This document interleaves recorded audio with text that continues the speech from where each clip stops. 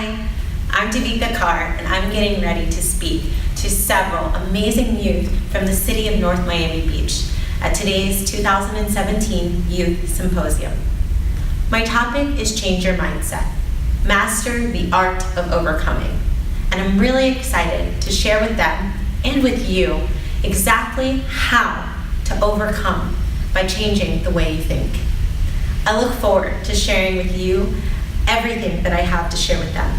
And I hope that I change at least one person's life, that I inspire at least one person to change the way they think so much that it changes their life. Join me.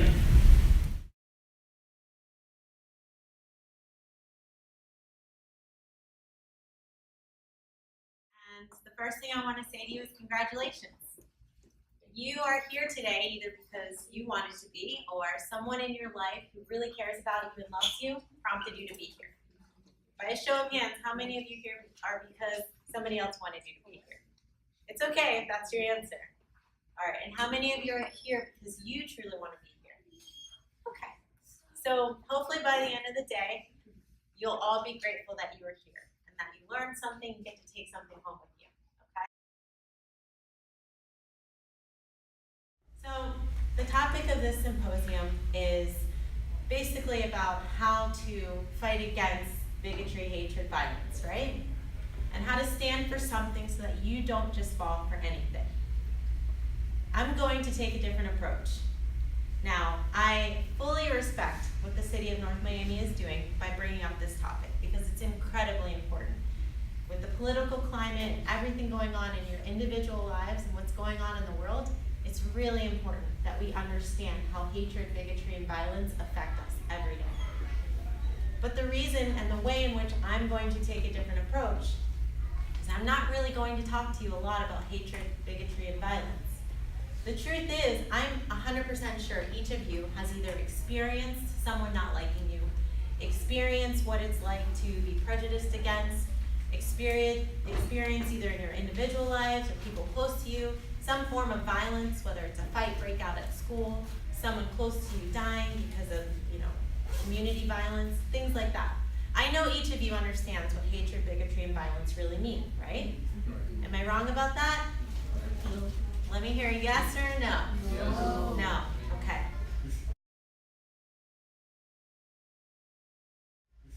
So when I was preparing my, speech, what I was going to talk to each of you about, I had to think very clearly about what hatred and bigotry and violence really mean. And so I actually went to the dictionary and the thesaurus, and I found 3 words which are actually the complete opposite of hatred, bigotry, and violence. The 3 words that I came up with are love, open-mindedness, and peace. And so I'm going to get very personal with you. I'm going to share with you 5 stories from my own life, and one of them is a lie. But I'll tell you why that's not important later. So I'm going to share with you 5 stories from my life, and each of them has some form of love, open-mindedness, or peace underlying, story between it. And the reason I'm going to do that is because you're sitting there, you've never met me, and you're wondering, why do I even need to listen to you? Why is anything you say important, right? It's okay to think that. It's okay to look at me and be like, okay, well, what does she really have to offer in my morning as early as it is, right? On a day that you probably don't have school. So I'm just here to encourage you to be open-minded when you hear everything I have to say. And I want to say congratulations one more time, because just by being here, you're already setting yourself up for success in life. Whether you came on your own or you came because someone prompted you to. Now, the reason that people ask how questions, such as how do we fight against hatred, bigotry, and violence, is because people are looking for an answer. They're looking for a way to implement some change in their life to make something happen. Isn't that why we ask how? How do you make a peanut butter and jelly sandwich? Well, because you want one. How do I make lots of money? Because you want it, right? You ask how because you want someone or you want to find some way to make it happen.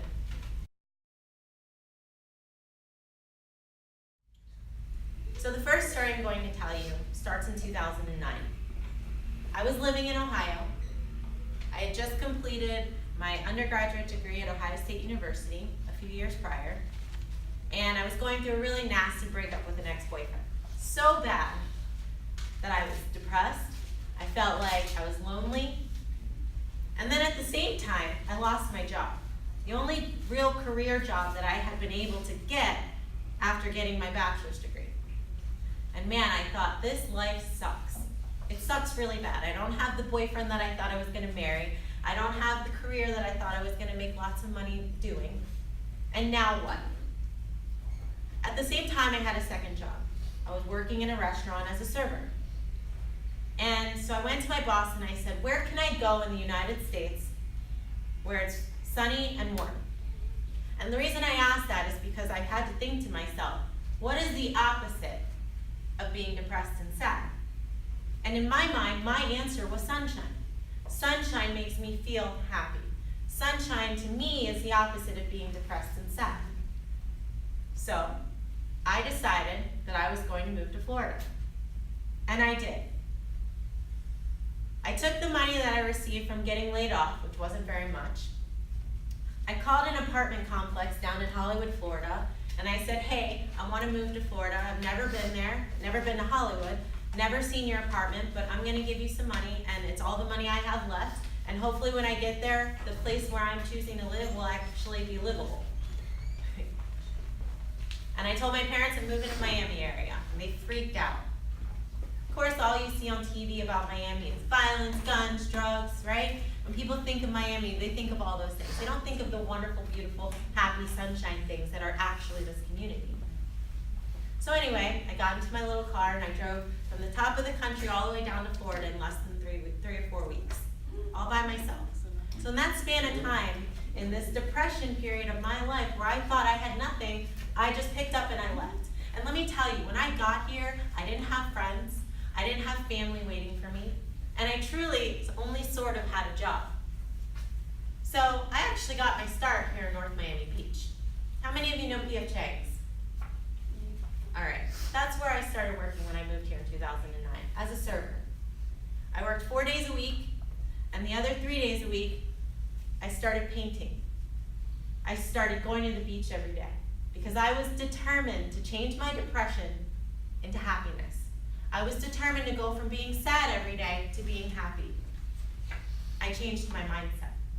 I changed my mindset from being sad to being happy just by forcing myself to do something uncomfortable, forcing to do something that to me was actually fearful, going to a place where I knew no one. And then the very first night that I met my boss at the restaurant, some guy comes up to me, doesn't introduce himself, and he says to me, "You're really going to love it here." And here we are in 2017, however many years later that is, I think like 8. I'm married to that man. That same man became my husband, just from that one instance. And you know what? He was right. I really do love it here. I love this community. I love South Florida. And just by changing my mindset in 2009 to go from something so sad and so depressing where I felt like I had nothing and I could be nothing, I changed my mindset into something great. And here I am today. Second story I'm going to tell you is about going to art school. So, also around 2009, when I first got here, all right, I had a bachelor's degree, but I couldn't get a job with it. I was working at a restaurant. So I decided, I'm going to go to art school. Now, why did I do that? I love dresses. I think they're the easiest thing to wear. You don't have to pick out a shirt and a pair of pants to match. You can just slip it on, take it off. It's really simple. You can wear a bathing suit under it, you can wear pants under it, whatever you want to do. It's just easy. So I was like, okay, I'm going to go to art school and become a fashion dress designer. And I went to the Art Institute in Miami, and I didn't even last a full semester. I dropped out. I quit. I was surrounded by high school students who had just started going to college for the first time ever in their lives, and here I had already been to college at least for 4 years. So I felt uncomfortable. I felt afraid. I felt like I didn't fit in. I think at that time I was, like 21, 22, I don't know. somewhere around there, and you know, kids your age are coming out of college or starting college, and I was like, I don't fit in here. But before I left, I did two things. I learned to draw for the first time. And I drew these two women in these two beautiful gowns that I designed. And I used my own illustrations to frame them. And now today, those two drawings are hanging up in my entranceway to my very first home that I bought with my husband. The reason I tell you that is because, well, yeah, in hindsight, maybe art school wasn't for me. But something really amazing came out of it. And I changed my mindset because I thought to myself, you know what, art school might not be for me. Maybe I thought that's what I wanted to do, but I decided it's not.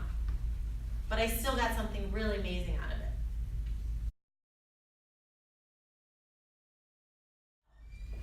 And to me, getting a new degree was like my answer and solution to any problem I had in my life. Can't make money, go back to school. And of course, this has cost me a lot of money.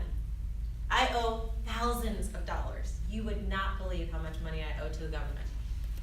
But, you know, it got me somewhere. Similar theme throughout my life. I could not get a job with a bachelor's degree and a master's degree, excuse me. So I said to myself one day, I literally woke up and I said, okay, I'm gonna take the LSAT, not gonna study, I'm just gonna take it on a whim. And if I apply to law school and I get in, then that's what's meant for me. If I don't get in, that's fine too. I didn't really set a clear goal, I just said, okay, I'll just give it a try. And what happened was pretty incredible. I prayed about it. I don't know how many of you are religious, and that's okay if you're not. But I believe in prayer, so I prayed about it. And then I got a letter from law school accepting me. And then I went to law school for 3 years. And then I graduated and became a lawyer 2.5 years ago, and I got sworn in with the Florida Bar. And then I worked at the Public Defender's Office, where I got to work for people who couldn't afford representation and really help my community. And then I quit. And then I decided that wasn't really what I wanted to do in life. What I really wanted to do was become a business owner, an entrepreneur, someone who controls every aspect of what I do every day. But here's the catch. I still wanted to make a difference in the community. I still wanted to make a difference in people's lives. And so my business, D-Car Law, is a solo law firm. And you know what we do? We brighten people's futures. That's it. That's what we do. I'm dedicated to that. And it all started because I changed my mindset. I went from thinking, oh my God, I can't get a job with a bachelor's degree. I can't get a job with a master's degree. What am I going to do with my life? This sucks. And I said, you know what? I'm going to try something uncomfortable. I'm going to do something great. And I'm just going to do it. So, story number 4. I told you I bought a house. And to be completely honest, the backyard wasn't a yard at all. It was just sand. And I recently, I have 18-month-old twins, and I had to become a stay-at-home mom recently, past 3 weeks. So here I am, I just started this business in November, and now I can't even go to the office that I have. I have to work from my garage. I bought a printer, I set it up in my garage. It's cold sometimes, it's hot sometimes, temperature's never the same, and I've got 2 18-month-old twins running around driving me crazy. They don't appreciate how much work I have to do for all these wonderful clients in my community whose futures I'm trying to brighten.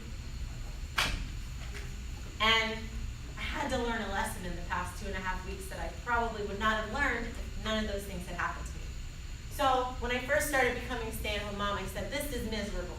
I don't want to be a stay-at-home mom. I love my kids, but I don't want to be around them 24 hours a day. I want a break. I can't get my work done. They don't let me type when I want to. They don't let me call my clients when I need to. This sucks. And then I woke up one day, just on Sunday, and I said, look how negative you are. Look how you're constantly thinking about what you don't want to do.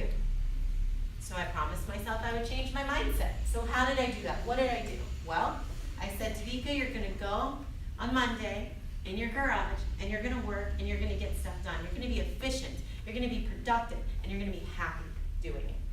So how does this relate to the sand in my backyard? Since I've been home in the past 2.5 weeks every single day, I've been able to water my lawn 2 to 3 times a day. And you know what's happening? There's grass. Grass is growing from the sand. It's almost like magic. And I love magic. I don't know about you, but I love magic. And so, wow, what a great lesson to learn, right? And in this week, today's Friday, in the past 4 days, my twins have let me get more work done in 4 days than I've been able to do in the 3.5 months that I've been in business. Do you know why? Because I changed my mindset. I promised myself that I would think differently about my situation. I would let something great and positive happen for me and stop thinking about what's so negative about my life. So now I'm getting grass. Now I have a business that's growing, and there are more people that I get to help every day, and that's really exciting. It's about 24 Karat Magic. I know all of you know that song, right? Bruno Mars. It's very catchy. So I have adopted Bruno Mars's song title, 24 Karat Magic, into my own personal goals. And I'm calling it 24,000 Magic. That's the magical number that I need to bring home every month. That's how much money I want to bring home every month. $24,000, just by myself. I used to think that wanting wealth was greedy. It was arrogant. It was selfish. Why should I want to make more money? Why should I want to be a millionaire? It's not okay to want money. It's not okay to want to buy nice things and go nice places. I used to believe that, genuinely believe that. And then I changed my mindset. I said, that's not fair. Because the more money I have, the more I get to help people. If I don't have money, I can't do the creative, passion, community projects that I really want to do. If I don't have money, I can't go to the places where I need to go to reach the community members I need to reach. If I don't have money, I can't work on my business development. I can't work on my personal development. I can't grow. I can't become happy. I can't do what I need to do without money. So I set this goal, $24,000 a month. And you know what I did? I reached it. I bring home $24,000 a month. And you know what I get to do with that money? I get to share it with people in my community. I get to grow and build things for them. I get to show them opportunities. I get to give them scholarships. I get to give them free money just for being awesome and for promising me that they're going to go out into the world and try to be awesome too. That is so incredibly cool.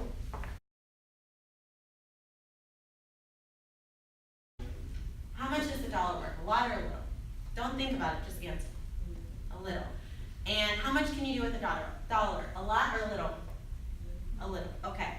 Now, LaDeja's wonderful. I'm sure she's an absolutely amazing young lady. But she's wrong. I can't get to $100,000 without 100,000 $1 bills. I can't get to $1 million without 1,000,000 $1 bills. And this is a lesson I had to learn just recently from somebody else, so I'm sharing it with you. So the value of a dollar is actually incredible. Without that $1, you're never going to get to 100,000.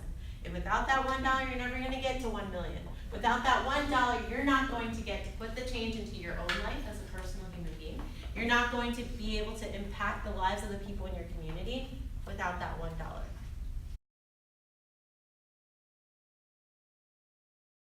Is what I'm saying incredibly important to you or no? Not yet. Yes. Yes. So, one of the stories I told you wasn't true, right? But that doesn't mean that it's not going to be true soon enough. And the reason and the way in which it's going to be true is because I have committed to changing my mindset. I have committed to overcoming, mastering the art of overcoming my fears, overcoming things that make me extremely uncomfortable. Like speaking into a group of teenagers who probably are like, who is this lady and why should I listen, right? That's uncomfortable. I'm nervous talking to you because you are the promise of the future. I do things that are uncomfortable now. I've committed to overcoming my fears. I've committed to doing things that make me happy. So every day I wake up, I find one reason and one way to find sunshine and let it be what drives me in life.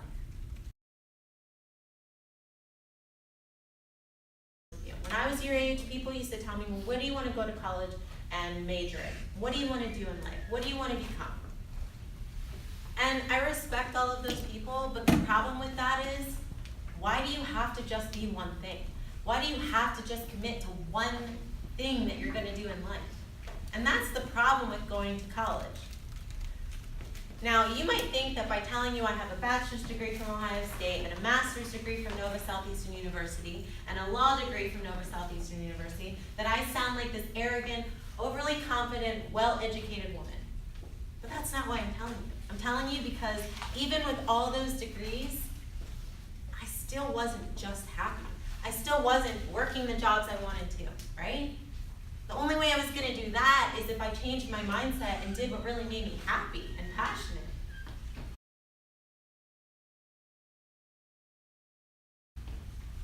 When I told you I came here in 2009 and I became an artist, I did. I started painting. And now I paint all the time. And I create these really incredible and remarkable paintings. And one day my biggest goal is to have an art show. And I'm going to do it. And because I've changed my mindset. I don't need to be a well-discovered artist to do that. I don't know what your dreams are. I don't know what you sit home and think about. And I don't know if it's positive or negative. And this is more than me telling you just think positive. I'm telling you to do more than just dream big. I'm giving you the how. I'm giving you the how to achieve your dreams. I'm giving you the how to achieving everything you think and dream about at home. And you know how you do it? You change your mindset. Okay? So, when I say change, you say mindset. Change. Mindset. Change. Mindset. And every day I want you to remind yourself, you are the person who has converted your thoughts, and you've changed your mindset, and you've committed to overcoming all the things that you're afraid of, and you're just going to go out and do it. And you're going to be great. And this all ties into how you overcome hatred, bigotry, and violence. Because when you change your mindset from negative thoughts to positive ones, and then you actually go out and surround yourself with people who bring up those positive mindsets, when you surround yourself with places and things that make you happy, you will find yourself very far away from hatred, bigotry, and violence. And that, to me, is really how we change the culture in our society that's kind of being shown in our political climate now. You just surround yourself with the right people. You put yourself in the right place. If you ever need somebody to say, look, I'm feeling a little down about something and I need a little encouragement, can you give it to me? I will do that for you. I will email you and give you that encouragement you need. I will be there for you, okay? That's what I'm here for. Because I can't affect and effectively improve my community if I don't reach you. It says, stand for a future filled with opportunity to bring inspiration into your life so you can inspire others. Don't just want things in life for yourself. Think bigger than that. Want things in your life for yourself and so that you can inspire other people. So that one day you can be the graphic designer who comes in to the city of North Miami Beach Youth Symposium and talks to children and inspires them, right? I want you to do that. I want you to do that too. I want all of you to be able to go back and inspire somebody else. You to make a list. Lists of things that are either negative in your life that you want to change your mindset about, or a list of things that you are committed to achieving. And just keep it around so you can constantly be reminded of how changing your mindset can make a difference in your life.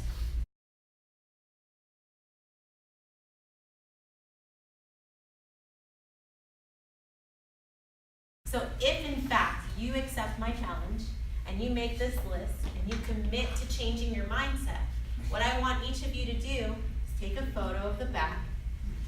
You don't have to put your name on it. You can just take a photo of the back and post it to Instagram or Facebook and use the hashtag DCARLaw, which is the name of my firm on the front. No dots in between, just DCARLaw.